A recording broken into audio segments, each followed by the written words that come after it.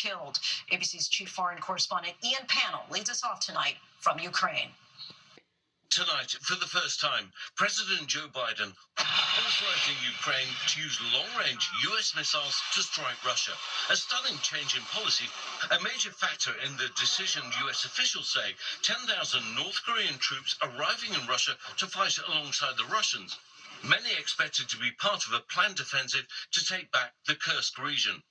Late today, President Zelensky saying the missiles will speak for themselves without a doubt. Slava Ukraini. Overnight, Russia unleashing its third largest attack against Ukraine this year, more than 200 missiles and drones, targeting power plants and energy infrastructure nationwide, killing at least 7 civilians, authorities say. This missile fragment carefully extracted after smashing through this apartment building. Residents in Kyiv fleeing to metro stations as city's power grid was forced to shut down as temperatures start to plummet. In Odessa, where the water was shut down, this woman saying her family has run out of its emergency supply. She's back for more. She'll carry home by hand. Lindsay, I think for the Russians, they're going to regard this as a major escalation. But the reality is they're going to have to wait for the next administration, the Trump administration, and see actually where policy truly lies. Lindsay? There is concern these long-range missiles will only escalate the conflict there. Ian, thank you. Let's bring in retired Marine Colonel and ABC News contributor Steve Ganyard. And Steve, we know this is significant, but what message do you think the administration is trying to send here? I think, Lindsay, that the administration realizes that incoming President Trump is going to try to quickly bring Russia and Ukraine to the negotiating table. So what's important here, and what Ian pointed out, is that Kursk is Russia.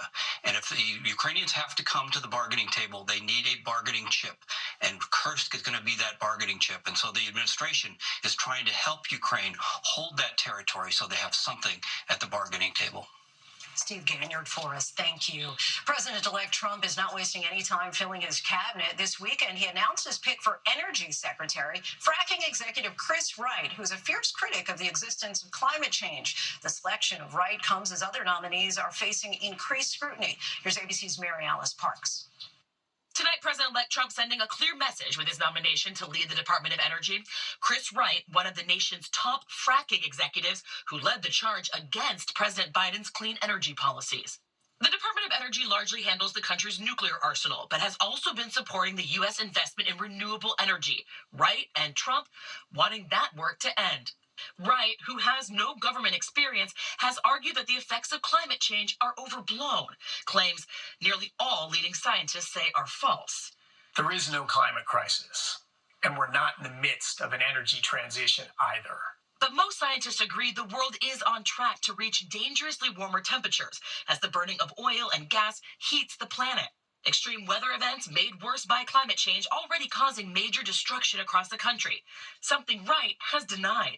Trump moving quickly to nominate members of his future cabinet, he still needs to make selections for transportation, commerce, treasury, and others. And there are real questions about whether all of Trump's picks will make it through the Senate confirmation process. Several Republicans skeptical of former Congressman Matt Gaetz in particular, nominated to be Trump's attorney general. They want to see that report, worked on by the House Ethics Committee, investigating allegations against Gaetz of illicit drug use and sex with a minor. I believe the Senate should have access to that. Now, should it be released to the public or not? That's I guess that will be part of the negotiations, but that should be definitely part of our decision making. Gaetz has repeatedly and categorically denied the allegations. I have not had a relationship with a 17-year-old. That is totally false. Speaker of the House Mike Johnson arguing since Gaetz resigned from Congress, the report should be shelved. Tonight saying he has not talked to Trump about it and defending Trump's picks. These are disruptors. They are. I think that's by design. Any president has the right to name their own cabinet, to nominate persons that they think will fulfill their agenda. And the people that are on this list will do that. Johnson traveled alongside Trump to an Ultimate Fighting Championship event in New York overnight. Trump greeted by the crowd, some celebrities sitting alongside his family. His staff later posting this photo of Elon Musk and Robert F. Kennedy Jr. with Trump, too, eating McDonald's. Donald Trump Jr. writing, "Make America Healthy Again starts tomorrow." Several leaders in the medicine and public health community have voiced serious concern about RFK's nomination to lead the Department of Health and Human Services. A vaccine skeptic who is known to promote debunked conspiracy theories and spread COVID-19 misinformation. There's nothing that I've done for my patients that I know has more positive impact than getting them vaccinated fully and on time. And to have someone leading HHS who is one of the biggest deniers of vaccines in our country would undermine the confidence in that program and likely would cost lives. A number of public health experts shared that sentiment. Mary Alice Parks joins us now. Mary Alice, what is the latest reporting about Trump's pick for Defense Secretary Pete Hegseth? Yeah, Lindsay, Hegseth's attorney now says that he paid a woman who accused him of sexual assault back in 2017 as a part of a settlement agreement, that he was a victim of blackmail. The two had a consensual sexual encounter. He says that he was nervous that his career as a Fox News host might suffer. We know that a police report was filed at the time, that no charges were brought. But the big question now, could all of this slow down or even upend his nomination? Lindsay? Mary Alice for us, thank you. President Biden is on the final leg of his farewell tour to Latin America. Today, he made history, becoming the first sitting American president to visit the Amazon rainforest. The president focused on climate change and underscored the differences between him and the incoming president. President Biden is now about to attend his last G20 summit, set to get underway tomorrow in Rio. Back here at home, authorities in the Northeast are battling a wildfire just outside of New York City. Crews are using National Guard helicopters to pour water on the fire, which has been burning now for a week. Overnight, the Jennings Creek fire jumped the containment zone. Dozens of residents were asked to evacuate. Here's ABC News meteorologist Samara Theodore. Tonight, as crews race to extinguish relentless flames fueled by historic drought, fire officials in New York City launching a first-of-its-kind brush fire task force. The FDNY responding to a record 271 brush fires across the city in the first 2 weeks of November. Just 90 minutes north, hundreds of residents in Orange County, New York, asked to evacuate overnight after high winds helped flames jump a containment line. We packed up just like the essentials, everything that we had in the safe, like important papers, and then we came here. The Jennings Creek blaze along the New York-New Jersey border, scorching more than 5,000 acres. WABC reporter Kimberly Richardson was there. Some flames did breach a containment line, but crews were able to fight fire with fire. This smoke is a good thing, part of a burnout operation, keeping homes and people here safe. Now, the good news is winds have significantly decreased. It's still pretty dry, though, and what we need is rain. That rain moves in on Wednesday into Thursday morning. You can see here that front brushing across the Northeast, bringing that much-needed rainfall. Meanwhile, in the South, for states like Texas and Oklahoma, tonight, we are tracking the threat for severe weather. They have an enhanced wind threat for places like Wichita Falls and Haskell. Tomorrow morning, this severe weather threat shifts east into places like Dallas and Waco, where they could see a few tornadoes and flash flooding. Lindsay? All right, Samara for us, thanks so much. New details tonight. Next tonight, an outbreak of E. coli has infected dozens of people who ate bagged organic carrots. 39 people were infected and one person died after eating organic whole and baby carrots from Grimway Farms. These were sold under multiple brand names at stores throughout the country. The carrots being recalled have Best By dates ranging from September 11th through November 12th. Health officials have confirmed the first U.S. case of a new form of Mpox that can cause more serious illness and has been circulating in Africa. The patient had recently traveled to Eastern Africa and was treated in Northern California after returning. Mpox, previously called monkeypox, is related to smallpox and can cause skin lesions and in serious cases can be extremely painful and potentially fatal. Scientists say this new form, like previous versions, can be spread through close contact, including sex. However, the CDC says the risk in this country is low.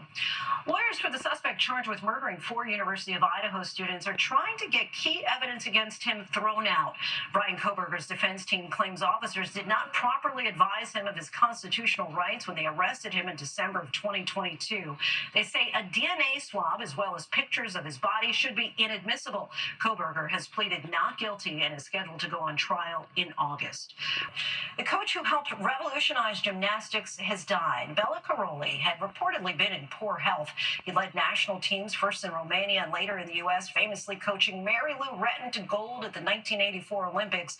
But in recent years, he was accused of abusive coaching and of turning a blind eye to the sexual crimes of team doctor Larry Nassar. He denied the allegations. Bella Caroli was 82 years old. And from gold medals to one of the Golden Girls, the late Betty White will appear on a 2025 Forever stamp. The Postal Service made the announcement Friday, calling White an icon of American television who shared her wit and warmth for 7 decades. Betty White died in 2021, only weeks before she would have turned 100 years old. When we come back, finally tonight, years of hard work leading up to one moment of truth. 6 p.m. November 8th, Rihanna Gordon logged onto her laptop with anxiety in her heart and a bundle of nerves over her shoulders. The 34-year-old single mom of 2 awaiting the results of a potentially life-changing exam. After graduating from law school, she then recorded herself as she searched the California Bar website to find out if she passed the state's bar exam, which is widely regarded as one of the country's most rigorous, with just over half of the participants passing on their first try. Oh my God. Her 2 children, Finn and Riley, just as anxious as they get the news. Overcome with emotion as they learn she passed on her first try. All 3 in tears of joy.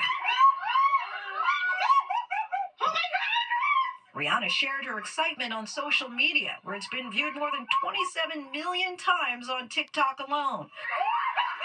Rihanna tells us she wants people, especially mothers and single mothers, to know that they can do the hard things and excel. So sweet. Congratulations to the entire family. Thanks so much for watching. I'm Lindsay Davis. David, and you're right back here tomorrow. Until then, good night.